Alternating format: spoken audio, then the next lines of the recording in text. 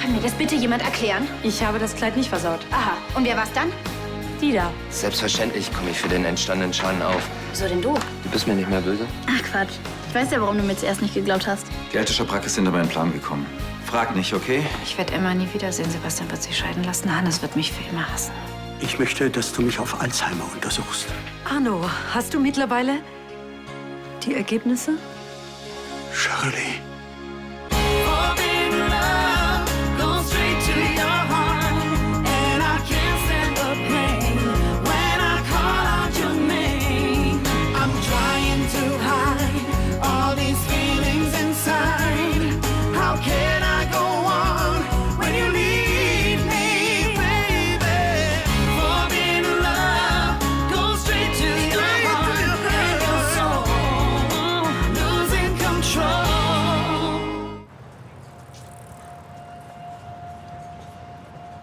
Der Gedächtnistest war so leicht. Lächerlich leicht. Ich dachte, Ricardo macht Witze. Und dann schaffe ich 17 von 30 Punkten. Mittelschwere Demenz. Und die anderen Ergebnisse? Die Rückenmarkpunktion?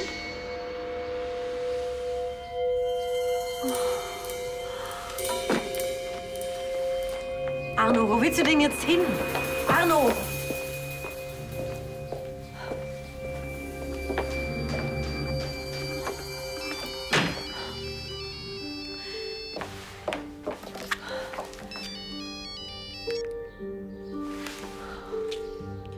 Ricardo? Ich bin's. Ja, der war gerade hier. Ricardo, hast du Zeit? Ich kann jetzt nicht allein sein. Wie geht's Sonja Jäger? Sie hat den Transport nach München wohl ganz gut überstanden. Was sagen denn die Ärzte? Ihre Chancen, jemals wieder aus dem Koma aufzuwachen, stehen nach wie vor sehr schlecht.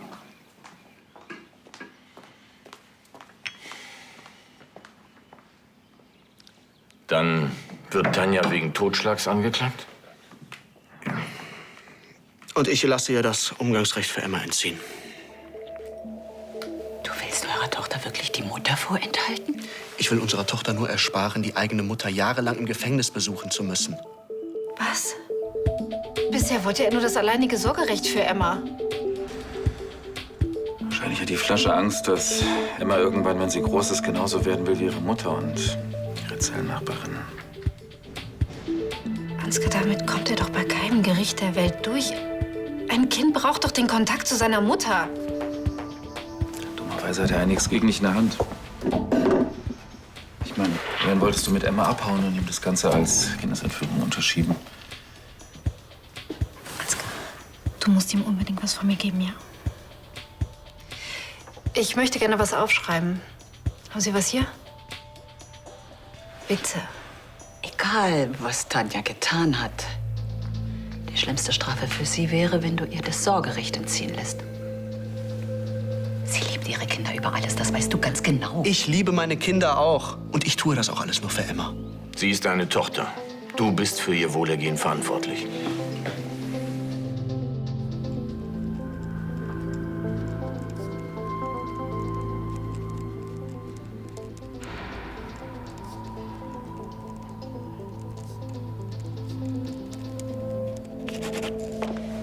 Sebastian, denk doch noch mal drüber nach, bitte.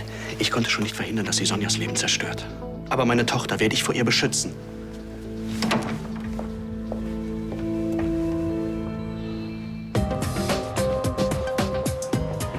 Wie weit fortgeschritten ist Arnos Krankheit? Man durchläuft doch Stadien, wenn man Alzheimer hat. Und Ricardo, bitte, sag mir die Wahrheit. Wir müssen die weiteren Untersuchungen abwarten. Aber vermutlich befindet sich Arno bereits im ersten Stadium der Krankheit. Was bedeutet das? Einfach gesagt, dass er Dinge vergisst, die noch nicht allzu lang zurückliegen. Namen von Menschen, die er vor kurzem kennengelernt hat. Gespräche, die er kürzlich geführt hat. Einzelne Wörter. Und dann, danach? Wie geht's dann weiter? Zweites Stadium? Charlie, das kann ich dir bei bestem Willen nicht sagen. Bei jedem Patienten verläuft die Krankheit unterschiedlich. Er kann von Glück sagen, dass er in dieser WG mit mir lebt. Aber kann ich ihn denn überhaupt noch alleine lassen? Charlie. Das ist ja nicht so abwegig, Ricardo. Arno hat beinahe unsere Wohnung in Brand gesteckt. Was kommt als nächstes? Charlie, Arno braucht Zeit, um seine Diagnose zu verarbeiten. Und wenn du jetzt in Panik ausbrichst, gibst du ihm erst recht das Gefühl, allen Grund zu haben, zu verzweifeln. Du kannst ihm helfen, seine Alltagskompetenz so lange wie möglich zu erhalten. Animiere ihn dazu, weiterhin selbstständig zu sein. Fordere ihn, geistig und körperlich, ohne ihn zu überfordern. Und lass dich vor allem nicht auf unnötige Diskussionen ein. Das führt zu nichts. Arno hat Alzheimer. Aber deswegen ist sein Leben noch nicht vorbei. Es gibt Spezialisten, Therapeuten.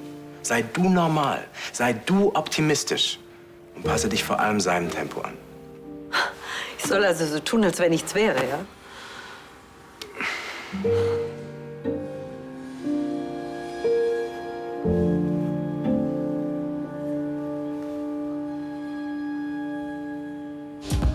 Ein Alt für unseren Star-Architekten. Bitte sehr. Ist denn Ihr Modell für diesen Brückenentwurf schon fertig? Herr Brandner? Danke fürs Bier.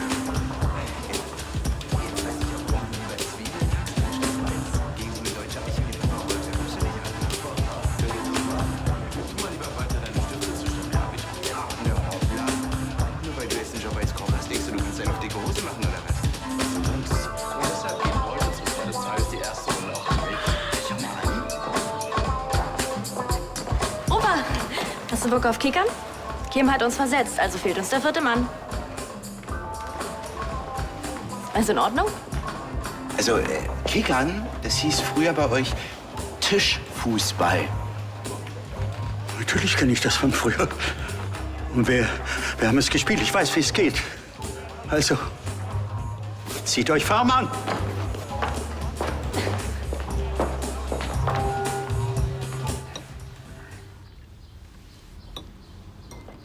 Du hast mir noch gar nicht erzählt, wie es heute war. Okay. Okay. Keine Highlights in der Welt der Mode? Nö. Rebecca hat heute gesagt, dass Vivian sich richtig gut macht als Praktikantin. Ach, echt? Ja, du weißt von selbst, wenn was zu tun ist. Du hast Ideen. Und ich verschütte keine Getränke auf Kollektionskleidern. Kann ich mal zum Computer? Klar, auf dem Sofa.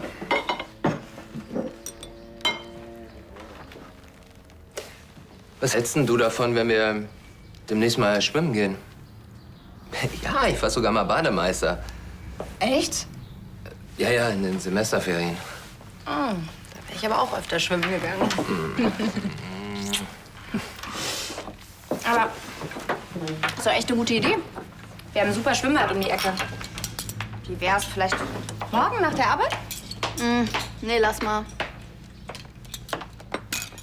Ein Hoch auf die Pubertät. Das hat nichts mit der Pubertät zu tun. Sie ist immer noch sauer. Wir haben uns jetzt echt oft genug entschuldigt.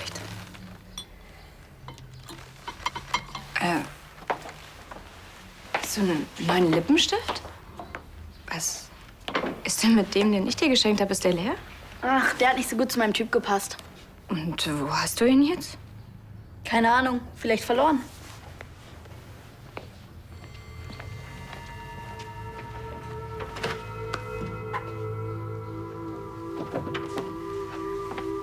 Ich hab's ihr doch gesagt, sie ist immer noch sauer, weil ich ihr nicht vertraut habe.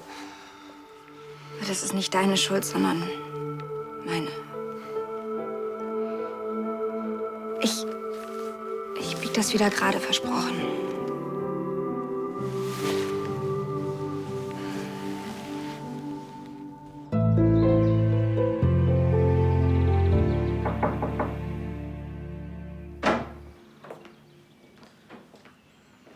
Habe ich hereingesagt? Würdest du auch nicht, wenn du wüsstest, dass ich's bin. Richtig. Also verschwinde. Mein Gott, ich habe mir diese Aufgabe auch nicht ausgesucht. Briefträger. Von Tanja. Du besuchst sie im Knast? Hast du denn sonst nichts zu tun? Wolltest du dich nicht eigentlich um die Firma kümmern? uns alle aus dem Gremium kegeln, einen nach dem anderen, angefangen bei mir, der ich ja angeblich meine eigene Tochter entführt habe. Und jetzt sitzt Tanja im Knast und du machst ihr den Briefträger.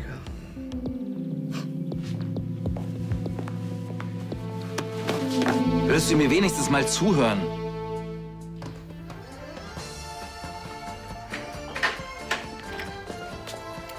Hey, das riecht ja lecker. Hat mir meine Lieblingsnichte davon was übrig gelassen? Klar. Moment, ich mach dir was warm. So habe ich das aber gern. Ach, kann ich nachher mal deinen Rechner benutzen? Papas Kiste ist so lahm. Daher weht also der Wind. Du dachtest wohl schon. Und weil du mein Lieblingsonkel bist. Genau das dachte ich nämlich. Sie hat ja auch nur einen. Ich habe echt keine Ahnung, was Papa an der findet. Bist du also immer noch sauer auf sie, weil sie dich wegen dem Flecken auf dem Fummel beschuldigt hat? Ja, und weil sie Papa dazu gebracht hat, mir nicht zu glauben. Ja gut, da kann man schon sauer sein. Aber ich glaube trotzdem, Jessica ist ganz in Ordnung, sonst wäre dein Papa doch nicht mit ihr zusammen, oder? Ja gut, so erkläre ich mir das auch immer. Und? Nimmst du deinen alten Herrn so mit? Wohin denn? Wir dachten, wir gehen später alle ins neue No Limits. Olli arbeitet da jetzt und er schmeißt bestimmt eine Runde. Oh, cool. Okay, ich gehe mich mal eben frisch machen. Ich glaube, damit konntet ihr jetzt punkten. Es war auch gar nicht so leicht, den Herrn Doktor zu überreden, seinen Augenstern etwas länger aufbleiben zu lassen. Ja. Tanja ist unschuldig, vielleicht zum ersten Mal in ihrem Leben. Ansgar, du langweilst mich. Verstehst du das nicht? Sie hat mit dem Unfall deiner lieben Freundin Sonja Jäger nichts zu tun. Stimmt. Sonja ist ja nur gestolpert. Nein, noch besser. Tanja hat sogar versucht, sie festzuhalten. Und das Ganze existiert natürlich auch noch auf Überwachungsaufnahmen, die natürlich Clarissa versteckt hält. Verdammt nochmal, ich habe den Unfall mit eigenen Augen gesehen. Das ist ja mal was ganz Neues. Gut, ich habe die Überwachungsaufnahmen mit eigenen Augen gesehen. Clarissa hat sie mir gezeigt. Du würdest doch alles behaupten, damit ich dir glaube. Aber gut, wo sind denn diese Aufnahmen jetzt? Immer noch bei dieser alten Krähe. Ich konnte sie ihr leider nicht abnehmen. Weißt du, was ich nicht verstehe?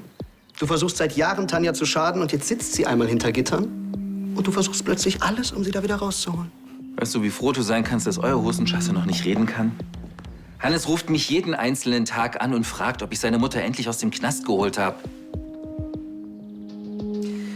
Das heißt also, du würdest sie auch aus dem Gefängnis holen, wenn sie schuldig wäre? Nein, verdammt nochmal, das würde ich nicht. Dann bereitest du deinen Sohn besser auf die Wahrheit vor.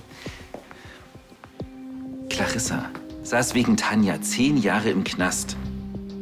Jetzt hat sie endlich die Möglichkeit, sich zu rächen. Siehst du nicht, wie wohl sie sich als Alleinherrscherin fühlt, wie sie den Triumph über Tanja genießt? Ja, klar. Clarissa ist an allem schuld. Hat Tanja dich jetzt endlich angesteckt mit ihrer fixen Idee? Mach die Augen auf, Sebastian. Clarissa will die Macht, sie will LCL. Und dafür würde sie über Leichen gehen. Lies den Brief.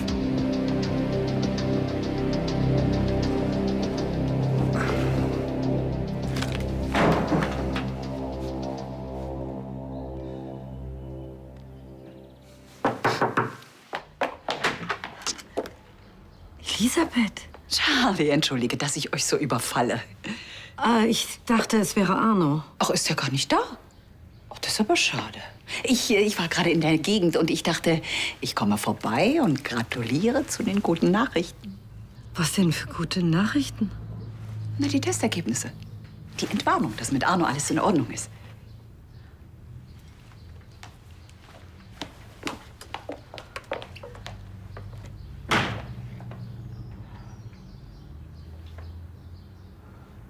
Oh Gott, sag, dass das nicht wahr ist.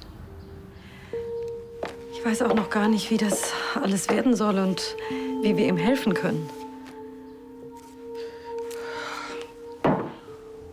Wo ist er denn jetzt? Ich weiß es nicht. Elisabeth, du darfst mit niemandem darüber sprechen. Mit niemandem. Aber versprich es mir. ja, natürlich. Ja. Oh Gott.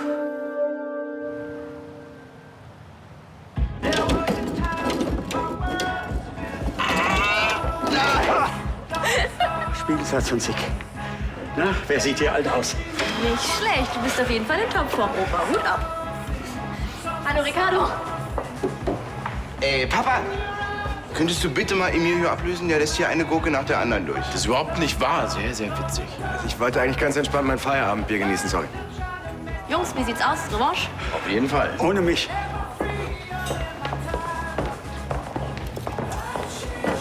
Ricardo, die Diagnose. Wie sicher ist die eigentlich? Ich hätte nichts gesagt, wenn ich nicht sicher wäre. Du bist kein Neurologe, du bist Neurochirurg, das hast du selber gesagt. Das stimmt. Ja, ein Neurologe wird mich also noch mal untersuchen. Ja, es werden noch einige Untersuchungen folgen. Ja, das heißt, dass die Ergebnisse ja völlig anders ausfallen können. Ich würde nicht zu fest damit rechnen.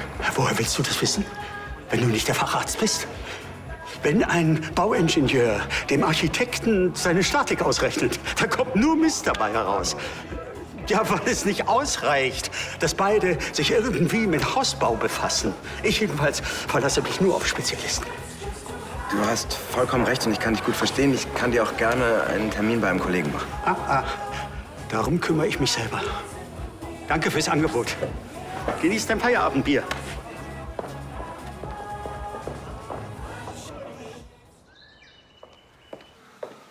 Graf Lahnstein? Ja? Der Kurier hat das eben für Sie abgegeben. Danke. Hannes, du hast schlecht von Mama geträumt? Nein, das musst du doch nicht. Nein, Mama ist noch nicht wieder zu Hause. Aber ihr geht's gut. Und sie will bestimmt nicht, dass du dir Sorgen um sie machst. Hannes, wir beide wissen doch, dass sie unschuldig ist. Weißt du, die Polizei hat sich eben geirrt. Und sobald sie das einsehen, lassen sie Mama wieder frei. Ja, ich weiß, dass das ungerecht ist, aber weißt du, wenn etwas ungerecht ist, dann musst du dagegen kämpfen. Und das mache ich auch. Ich weiß, dass es einen Beweis für Mamas Unschuld gibt. Und den muss ich jetzt einfach nur noch finden. Ja. Ja, weißt du, denk immer dran, dass Mama dich lieb hat. Dich und deine kleine Schwester Emma natürlich auch. Ja. Okay. Ja, dann telefonieren wir wieder. Bis bald. Ja.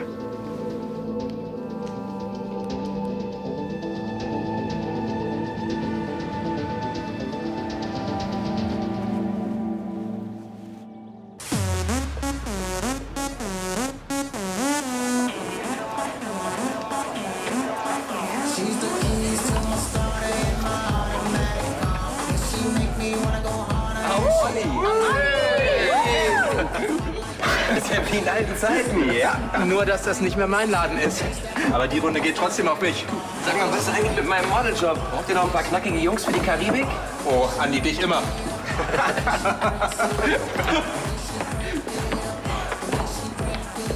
Können wir mal kurz reden? Ich weiß, dass das Lipgloss nicht aus Versehen verloren gegangen ist. Wenn du meinst. Hör mal, das mit dem Kleid, Es tut mir leid, dass ich dachte, dass du das warst. Und ich verstehe auch, dass du jetzt sauer bist. Aber muss das so lange dauern? Weißt du, das ist für uns beide eine ungewohnte Situation. Aber wenn wir uns ein bisschen Mühe geben, dann könnten wir eine schöne Zeit und ganz viel Spaß zusammen haben. Bei LCL, zu Hause und mit Daniel. Wäre das nicht schön? Klar. Danke. Papa? Hast du Lust zu tanzen? Hey, was für eine Frage. Sorry, Mädels, aber da könnt ihr nicht mithalten. Oh.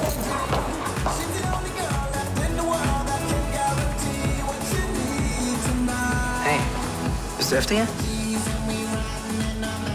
Nein.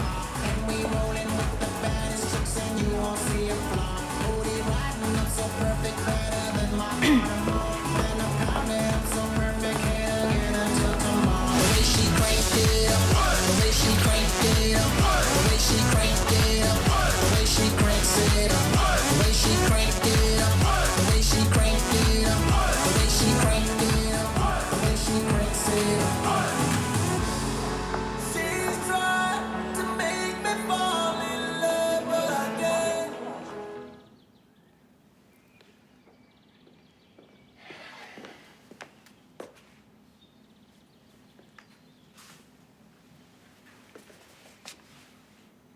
Probleme?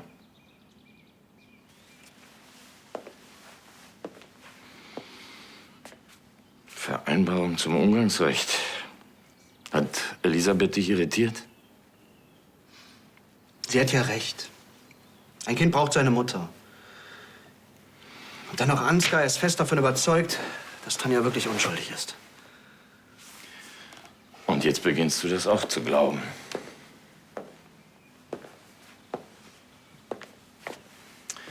Sebastian, wir wissen doch beide, dass man Ansgar nicht trauen kann. Er und Tanja sind seit Jahren aufs Ärgste verfeindet. Er würde nicht den kleinen Finger für sie krumm machen. Diese Überwachungsaufnahmen, von denen er dauernd redet, existieren doch gar nicht. Und warum behauptet er es dann? Warum will er ihr unbedingt helfen? Ansgar verfolgt nur ein Ziel. Er will Linie Clarisse Lahnstein für sich und dafür ist ihm jedes Mittel recht. Lass dich nicht manipulieren, weder von Ansgar noch von Tanja. Und wenn es die Wahrheit ist? Die Wahrheit ist, dass du eine Tochter hast. Und die hat ein Recht, in Geborgenheit und Sicherheit aufzuwachsen. Glaubst du, Tanja kann ihr das bieten?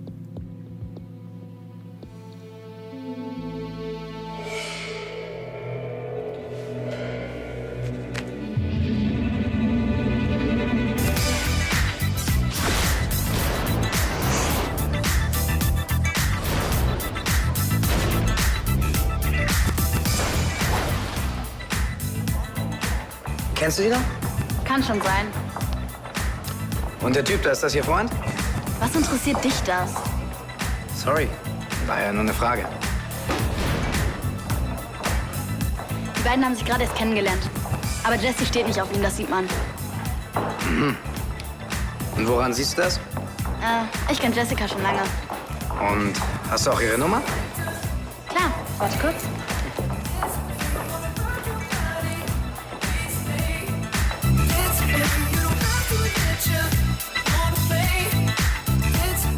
Hier. Aber sag niemandem, dass du die Nummer von mir hast. Und noch was. Sie ist schüchtern. Aber lass dich davon einfach nicht abhalten. Es wird mir immer sympathischer.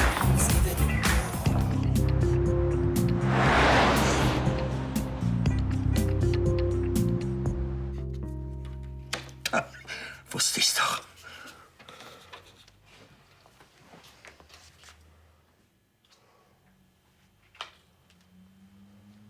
Hallo Arno, ich hab dich gar nicht kommen hören. Ich wollte dich nicht wecken. Schön, dass du wieder da bist. Klar bin ich da, ich wohne hier.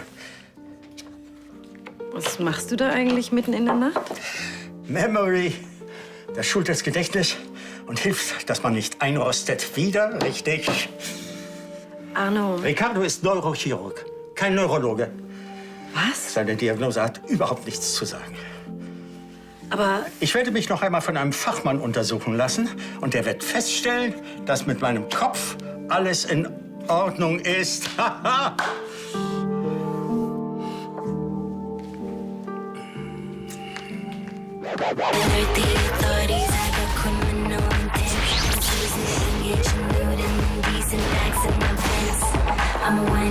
Wohin? Vivian.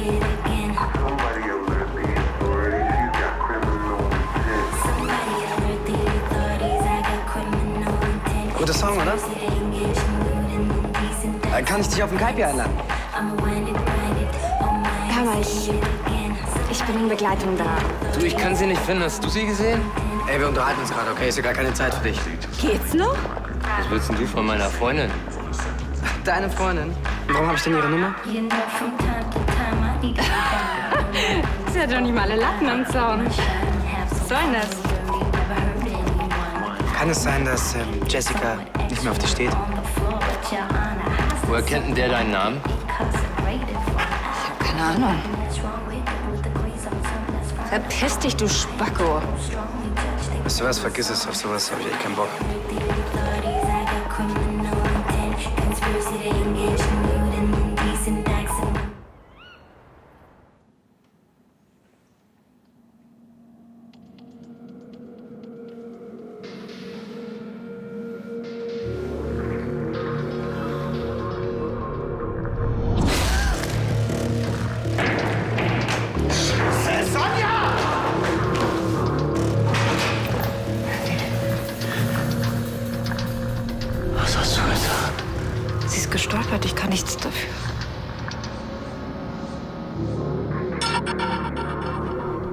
Ich habe noch versucht, sie zu halten, aber... Sebastian, du glaubst mir doch.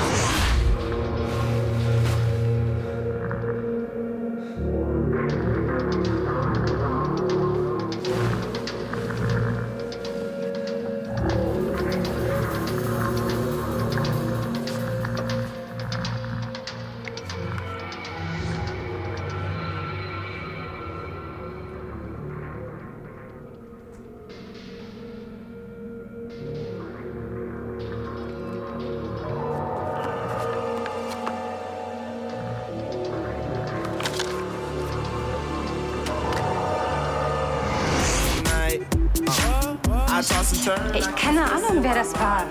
Ich bin doch vorhin extra auf die Tanzfläche zu euch, damit er nicht auf die Idee kommt, mich weiter anzugraben. Weiter? Also hat er es schon mal versucht? Ja, vorhin kurz, aber ich würde ihm noch nie meine Nummer geben. Früher hast du auch keinen Flirt ausgelassen. Da war ich Single. Anni, jetzt komm schon. Seitdem wir zusammen sind, mache ich doch sowas nicht mehr. Und trotzdem hatte er deine Nummer. So, jetzt bringe ich Vivi nach Hause. Es ist schon spät. So, Schätzchen, Abmarsch, hm? Schon spät und nicht, dass Onkel Olli noch Ärger kriegt. Ach, besser wird der Abend sowieso nicht mehr. Ja, ich komme natürlich mit. Nee, du. Aber hier, wir sehen uns ja dann später noch zu Hause. Hä?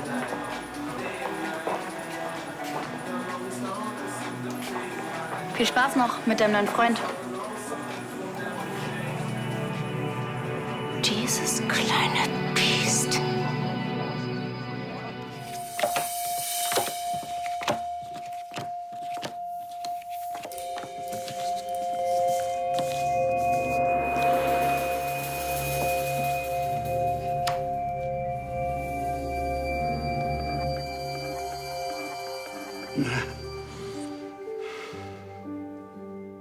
Na.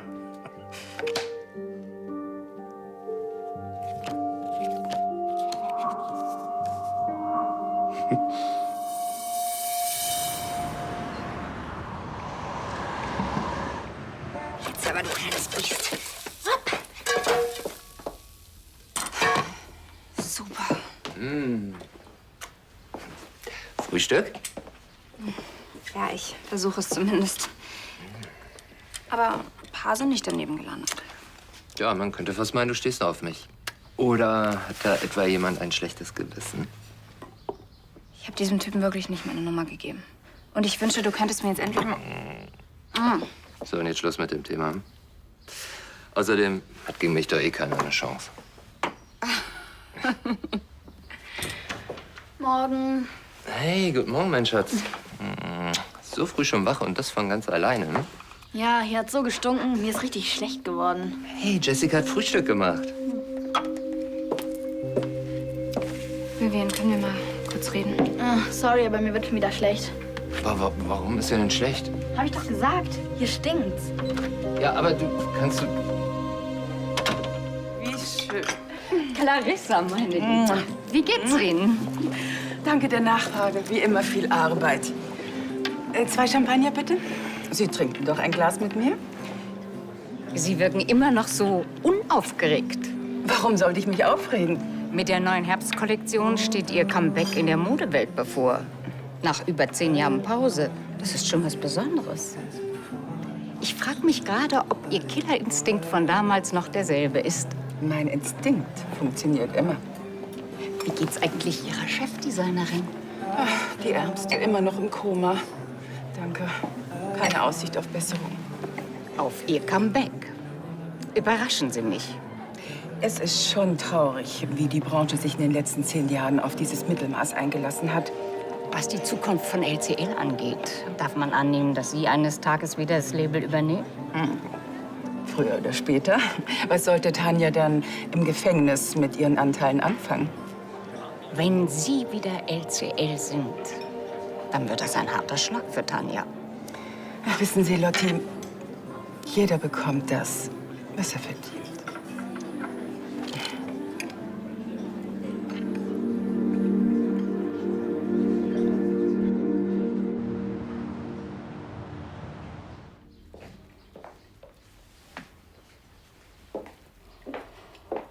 Guten Morgen, Charlie. Gut geschlafen?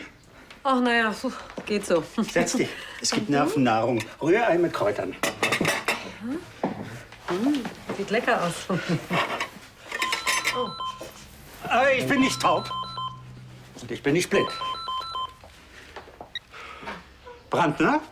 Na, das geht ja flott. Ja, nein, alles wunderbar.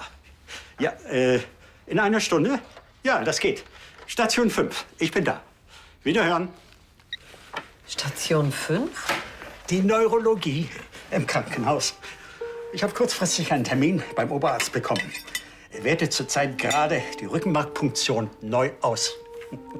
Ich hätte gleich einen Facharzt konsultieren sollen. Naja, ich denke, dass Ricardo schon ein Fachmann ist. Ja, das ist er. Fragt sich, auf welchem Gebiet.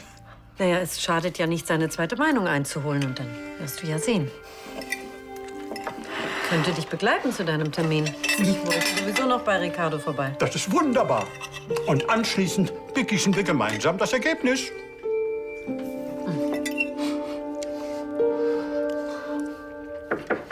Vivian. Vivian, mach auf. Du, ich muss mal aufs Klo bringen. Jetzt!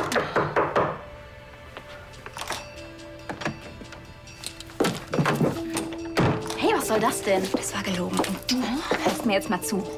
Ich habe deinem Vater nichts gesagt. Ich werde auch weiter dicht halten.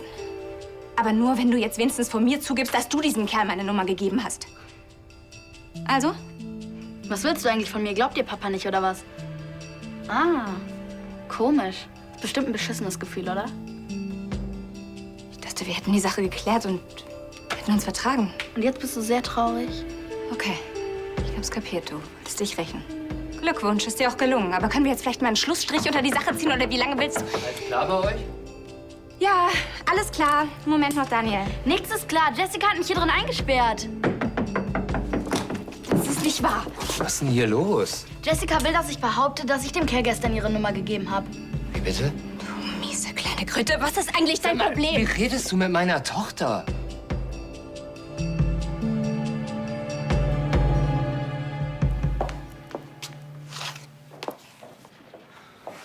Stopp!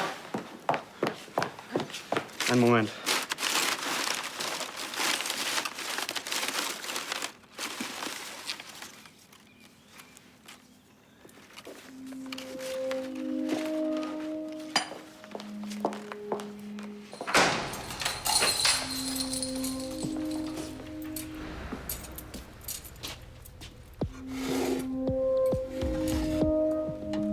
Sie haben Ihr Essen ja wieder nicht angerührt.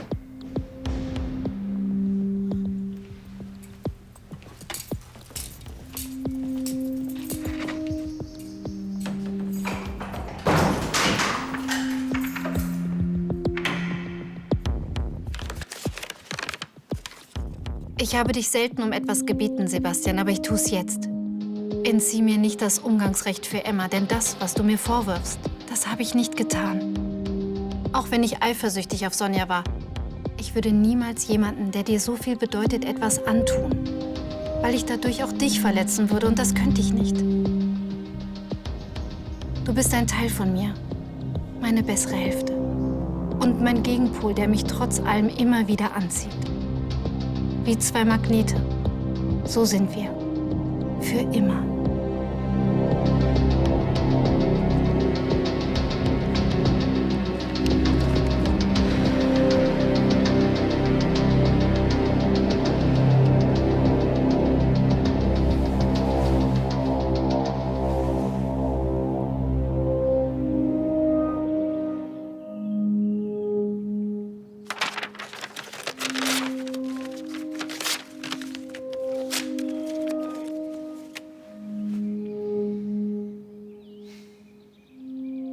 Danke, Herr Dr. Kronach, dass Sie sich so viel Zeit genommen haben.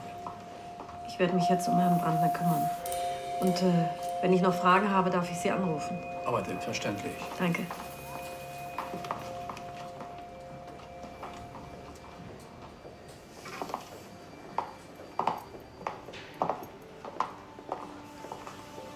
Arno, du bist nicht allein. Ich bin hier. Hörst du? Das ist nicht das Ende der Welt, Arno. Dr. Kronach hat mir gerade erklärt, dass die Medizin große Fortschritte gemacht hat. Schluss. Vorbei, du begreifst es nicht, Charlie. Alzheimer.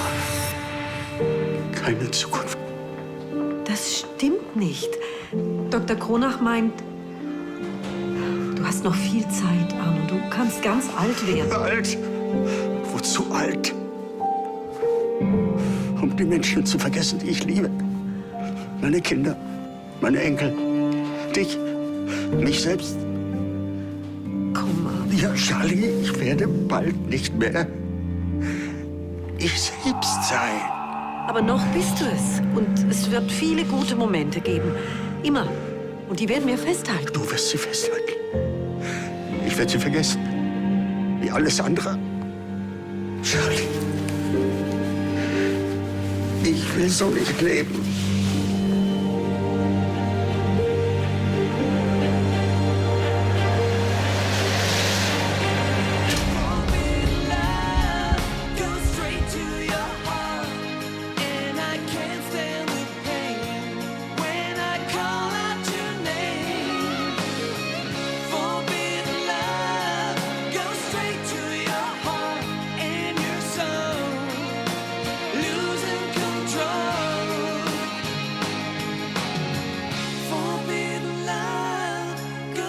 To